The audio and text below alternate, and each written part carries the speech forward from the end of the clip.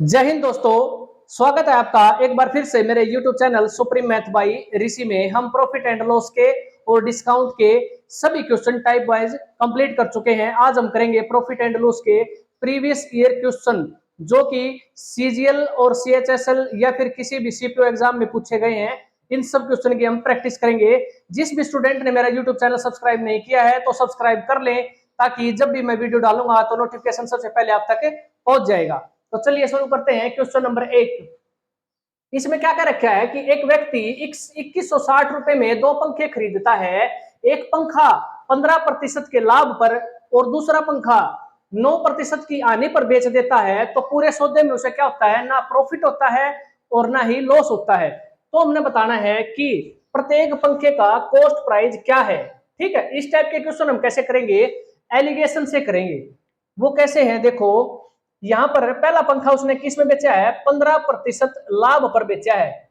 दूसरा पंखा 9% हानि पर बेचा है और पूरे सौदे में उसे ना लाभ हुआ है और ना हानि, तो मैं कह सकता हूं 0%। अब यहां से एलिगेशन लगा देंगे। देखो 15 से 0% गया तो कितना आ गया? 15। अब देखो इसमें से ये घटा दिया, अब 0 में से -9 घटाएंगे तो क्या आएगा हमारा? 9। तो यहां पर आ गया 9। ये रेशो आ गया हमारा। 3 से काट देंगे, 3 तिया 9 और 3 पंजे 15। यानी कि हमारे जो पंखे खरीदे गए ना 2160 रुपए में, उन दोनों का ये क्या आ गया? रेशियो आ गया भाई। 3:5 में है उनका CP। देखो इन दोनों को जोड़ो, कितना आ गया? 8 रुपए। लेकिन क्वेश्चन में क्या क्या रखा है कि दोनों पंखों का मूल्य कितना है? 2160 रुपए। ठीक है, हमारे अकॉर्डिंग कितना था? रेशियो के अकॉर्डिंग 8 रुपए। इसको कितने गुना है? ये 270 गुना है भाई। ठीक है, तो मैं इसको क्या करूंगा? 270 से गुना कर दूंगा, यानी मेरा कितना आ गया? 810 रुपए। पहला पंखा कितने रुपए का है? 810 रुपए का। दूसरा पंखा, इसको भी मैं 270 से गुणा कर दूंगा तो मेरा आ जाएगा 1350 रुपए। तो मैं कह सकता हूं कि मेरा पहला पंखा है 810 रुपए का और दूसरा पंखा है 1350 रुपए का। अगला क्वेश्चन देखो भाई। क्वेश्चन नंबर 2 देखो भाई, इसमें क्या कर रहा है? एक व्यापारी अंकित मूल्य पर 10% डिस्काउंट देता है। उसे 17% प्रॉफिट कमाने के लिए सामान के लागत मूल्य यानी क्रय मूल्य से कितने प्रतिशत अधिक मूल्य अंकित करना होगा? ठीक है, देखो मैंने इसका शॉर्ट शॉर्ट तरीका बताया था। देखो क्या बताया था? 10% डिस्काउंट, यानी सीधा मैं यहां पर लिख सकता हूं 90 रुपए। ये हमारा क्या आ गया? कॉस्ट प्राइस आ गया भाई। ठीक है, और उसे 17% प्रॉफिट भी लेना है, तो मैं कह सकता हूं यहां पर 17%, 100 में जोड़ दो 17 को, कितना आ गया? 117 रुपए। ये हमारा क्या आ गया? सीधा मार्क प्राइस। ठीक है, पिछले क्वेश्चनों में टाइप वाइज जो करवाए थे प्रॉफिट लॉस के, उनमें मैं ये क्वेश्चन करवा चुका हूं। देखो 10% डिस्काउंट है, सीधा लिख दिया मैंने 90, और 17% प्रॉफिट है, 100 में जोड़ के सीधा लिख लिया 117। ये हमारा कॉस्ट प्राइस आता है। इससे ये हमारा क्या आएगा? Mark price. यानी कि उसे 90 रुपए की बजाय कितने अंकित मूल्य करना पड़ेगा? 117 रुपए। कितने ज्यादा? 27 रुपए ज्यादा अंकित करना पड़ेगा। कितने से? 90 रुपए से। और परसेंटेज मिलाने के लिए 100 से गुणा, 0 से 0 और 9 से ये 3 पर, तो मैं कह सकता हूं 30% उसे अधिक अंकित करना होगा कॉस्ट प्राइस से, तब जाकर उसे क्या होगा? 17% का प्रॉफिट हो जाएगा भाई। ठीक है, अगला क्वेश्चन देखो। क्वेश्चन नंबर 3 देखो भाई। राम ने एक लेबल लगे मूल्य पर 20% छूट पर एक टीवी खरीदा है। यदि उसने टीवी को 30% छूट पर खरीदा होता तो उसे 800 रुपए की बचत हो जाती भाई। 800 रुपए बच जाते उसके। तो उसके द्वारा खरीदे गए टीवी सेट का मूल्य क्या है, हमने ये बताना है। देखो अगर टीवी का मूल्य मान ले कि वो 100 रुपए था, लेबल लगा हुआ, ठीक है, तो अगर इसको खरीदता वो कितने में? 20% छूट पर खरीदा है, यानी 80 रुपए में उसने खरीदा है। दूसरी कंडीशन में कह रहा है अगर 30% छूट पर खरीदता, या तो उसने 20% छूट पर खरीद लिया। अब दूसरी कंडीशन में क्या कर रहा है, अगर उसने 30% छूट पर खरीदा होता तो यानी 70 रुपए में वो खरीद लेता। ठीक है, पहले वो 80 रुपए में खरीद रहा था, अब 30% छूट पर खरीदा होता तो अब वो 70 रुपए में खरीद रहा है, यानी पहले से वो 10 रुपए बचा रहा है। यहाँ हमारे अकॉर्डिंग 10 रुपए की सेविंग कर रहा है वो। ठीक है, पहले 80 में खरीदा है, अब उसने 30% छूट पर वो 70 रुपए में खरीद लिया, हमारे अकॉर्डिंग 10 रुपए की बचत होगी। लेकिन क्वेश्चन में क्या कर रहा है कि 800 रुपए की बचत होती है, यानी इस 10 यूनिट को 800 के बराबर में रखूंगा तो 1 यूनिट की वैल्यू मेरी क्या आ गई, 80 रुपए। तो हमारा टीवी का मूल्य क्या था, 100 रुपए, इसको भी मैं क्या कर दूंगा, 80 गुणा कर दूंगा, तो मेरा आंसर आ जाएगा 8000 रुपए। तो टीवी का मूल्य क्या था, 8000 रुपए। अगला क्वेश्चन देखो भाई, क्वेश्चन नंबर 4 देखो भाई, एक व्यक्ति ने अपनी घड़ी 5% हानि पर बेची। यदि वह 56 रुपए 25 पैसे रुपए अधिक में बेचता तो उसे 10% लाभ होता। तो घड़ी की लागत कीमत क्या है, लागत कीमत का मतलब होता है कॉस्ट प्राइस। तो घड़ी का हमने कॉस्ट प्राइस ज्ञात करना है। देखो, हम मानेंगे कि कॉस्ट प्राइस घड़ी का क्या था, 100 रुपए था भाई। ठीक है, उसने क्या किया है पहली कंडीशन में कि उसको 5% लॉस में बेच दिया। तो यहां से मैं 5% लॉस में बेच देता हूं इसको, तो कितने रुपए में बेचेगा वो, 95 रुपए में। अब दूसरी कंडीशन में क्या कह रहा है कि उसे 56 रुपए और 25 पैसे अधिक में बेचता तो उसे इस लागत मूल्य पर 10% लाभ मिलता। तो मैं यहां इसको 10% का प्रॉफिट दे दूंगा।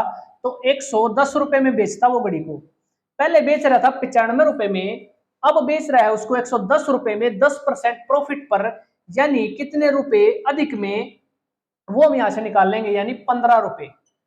हमारे अकॉर्डिंग 15 रुपए अधिक में बेचता है उसे, पहले 95 रुपए में बेची और अब 10% का उसे लाभ हो जाता। अगर वो 56 रुपए 25 पैसे रुपए अधिक में बेचता तो हमारे अकॉर्डिंग कितने ज्यादा में बेच रहा है वो, 15 रुपए में। तो मैं क्या करूंगा, 15 यूनिट 15 के बराबर रख दूंगा 56 रुपए और 25 पैसे को। ठीक है, यहां से मेरी 1 यूनिट की वैल्यू आ जाएगी 15/4। ठीक है, अब देखो ये कितने गुणा है, इसको कैसे निकालेंगे, देखो 56.25 इससे भाग दे के देख लेंगे 15 से, या हमने भाग दे दिया, गुणा में पॉइंट हटाने के लिए मैं नीचे 100 कर दूंगा। 25 से गया 25 चौका 100 और ये गया 225 और 15 से ये गया 15 पर, तो कितना आ गया 15/4 गुणा। ठीक है, अब इसको भी मैं क्या करूंगा, कॉस्ट प्राइस को भी यही हमने निकालना था, इसको भी मैं 15/4 से गुणा कर दूंगा। तो मेरा क्या आ जाएगा, 100 को 15/4 से गुणा कर देंगे तो हमारा ये 25 पर। ठीक है, तो मेरा आंसर आया 375 रुपए। ये घड़ी का क्या आ गया हमारा, कॉस्ट प्राइस, लागत क्या थी उसकी, 375 रुपए थी। ठीक है, अगला क्वेश्चन देखो, क्वेश्चन नंबर 5 देखो भाई, इसमें क्या कह रहा है कि ए ने बी को एक सूटकेस 10% लाभ पर बेचा है।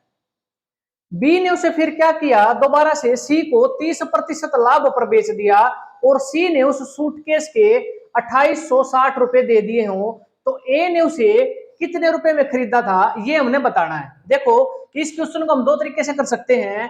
पहला तरीका, सी ने 2860 रुपए दिए हैं,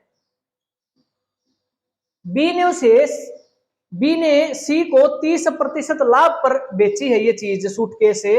इसका मतलब है दो कंडीशन है, 130/100 या 100/130।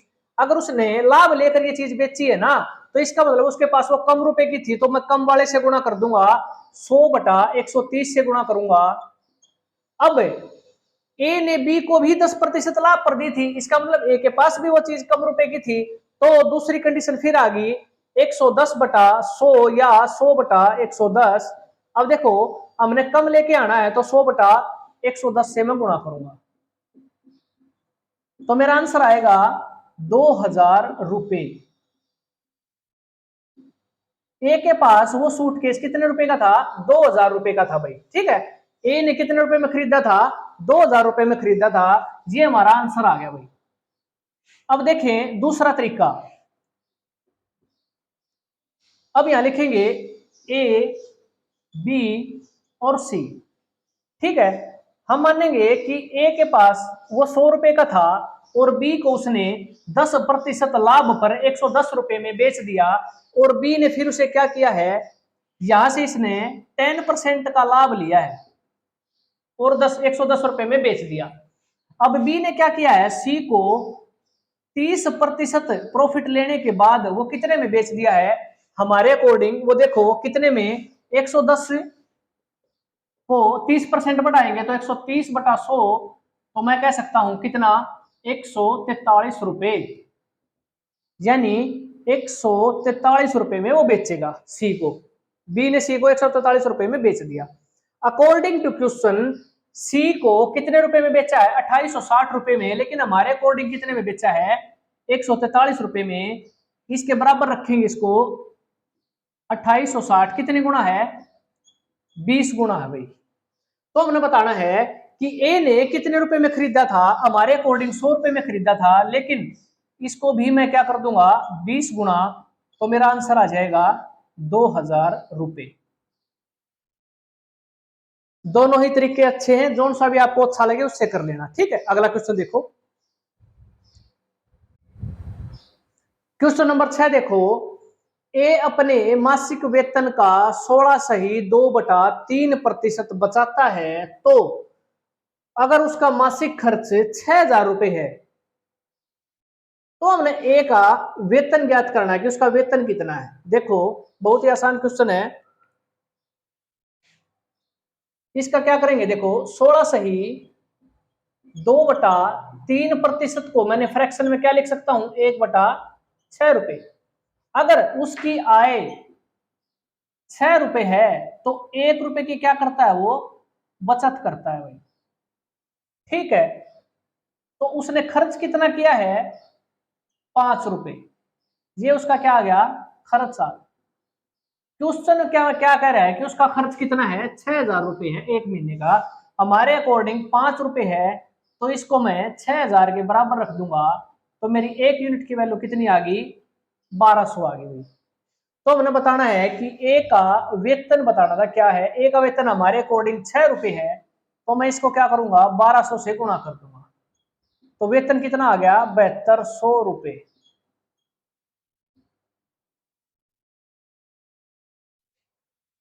अगला क्वेश्चन देखो। क्वेश्चन नंबर 7 देखो भाई। अक्सर ये है ना एग्जाम में पूछा जाता है, बिल्कुल साधारण सा क्वेश्चन है और बहुत बार पूछा जा चुका है। देखो 15 वस्तुओं का क्रय मूल्य कॉस्ट प्राइस 10 वस्तुओं के विक्रय मूल्य सेलिंग प्राइस के बराबर है, तो प्रतिशत लाभ हमने ज्ञात करना है। वो कैसे करेंगे, देखो 15 वस्तुओं का cost price is equal to 10 वस्तुओं के सेलिंग प्राइस के बराबर है। स्टेटमेंट में ये बात कह रखी है कि 15 वस्तुओं का क्रय मूल्य 10 वस्तुओं के विक्रय मूल्य के बराबर है। ठीक है, यहां हम सीपी को रख लेंगे, एसपी को नीचे ले आएंगे, तो 10/15, 15 को मैं नीचे ले गया। कॉस्ट प्राइस के सामने वाला कॉस्ट प्राइस है, सेलिंग प्राइस के सामने वाला सेलिंग प्राइस। ठीक है, अब देखो 10 रुपए की कोई चीज है, वो 15 रुपए में बेच दी। इसका मतलब 5 रुपए उसने क्या लिया है, प्रॉफिट लिया है। और प्रॉफिट और या लाभ या हानि हम किस पे ज्ञात करते हैं, क्रय मूल्य पर निकालते हैं। क्रय मूल्य कितना है, 10 रुपए। ठीक है, अब देखो कितने परसेंट है, तो गुणा में 100, तो मैं कह सकता हूं कि 50% का उसने क्या लिया है, प्रॉफिट लिया है भाई।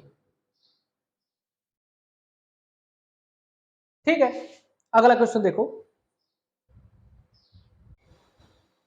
Question number 8। इसमें देखो ₹3 में 7 संतरे की दर से संतरे खरीदे, 33% लाभ कमाने के लिए प्रति सैकड़ा उसे किस दर में बेचना पड़ेगा। बहुत ही अच्छे लेवल का क्वेश्चन है। देखो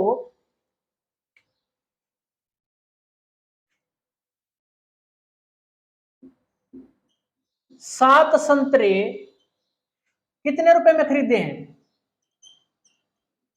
₹3 में। एक संतरा कितने रुपए में खरीदेगा? 3/7। ये हमारा क्या आ गया? कॉस्ट प्राइस आ गया भाई। एक संतरे का कॉस्ट प्राइस क्रय मूल्य 3/7 है। ठीक है। अब देखो 33% लाभ कमाना है, तो मैं कह सकता हूं 3/7 अगर रुपए है एक संतरे का मूल्य, तो 33% उसने लाभ लेना, तो मैं सीधा क्या कर दूंगा, इसको 33% बढ़ा के लिख दूंगा 133/100। ठीक है। अब देखो यहां है इसमें लॉजिक क्वेश्चन में प्रति सैकड़ा, यानी 100 संतरे कितने रुपए में बेचेगा वो।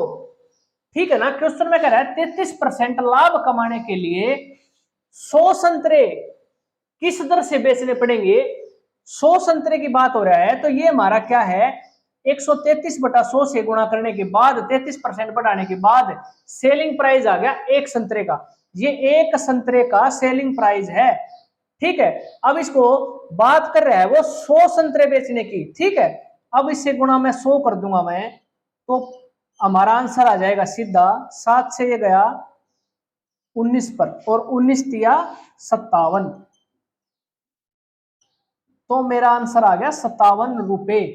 तो 100 संतरे उसे 57 रुपए की दर से बेचने पड़ेंगे, तब उसे क्या हो जाएगा, 33% का लाभ हो जाएगा। ठीक है। अगला क्वेश्चन देखो, क्वेश्चन नंबर 10 देखो भाई। इसमें क्या कर रहा है कि एक आदमी को 450 रुपए में एक वस्तु बेचने पर 10% लॉस होता है, तो यदि वह उसे 540 रुपए में बेचता है तो उसे कितने परसेंट लाभ होगा या हानि होगी, हमने ये बताना है। देखो कैसे करेंगे। 450 रुपए में कोई चीज उसने बेची है ना, और 10% का लॉस हुआ है, तो इसका मतलब वो वस्तु क्या थी, ज्यादा कीमत की थी। तो मैं सीधा क्या कर दूंगा, यहाँ 100/90 से गुणा कर दूंगा, तो मेरा कितना आ जाएगा, 9 से काटेंगे 9 5 45, और ये मेरा आंसर आ गया 500 रुपए। क्या आ गया ये हमारा, 500 रुपए। इसका मतलब उस वस्तु की जो कीमत थी ना, कॉस्ट प्राइस था, वो कितना था, 500 रुपए था भाई। ठीक है। अब दूसरी कंडीशन में क्या कह रहा है, देखो 540 रुपए में बेचता, यानी 500 रुपए की चीज है। ठीक है।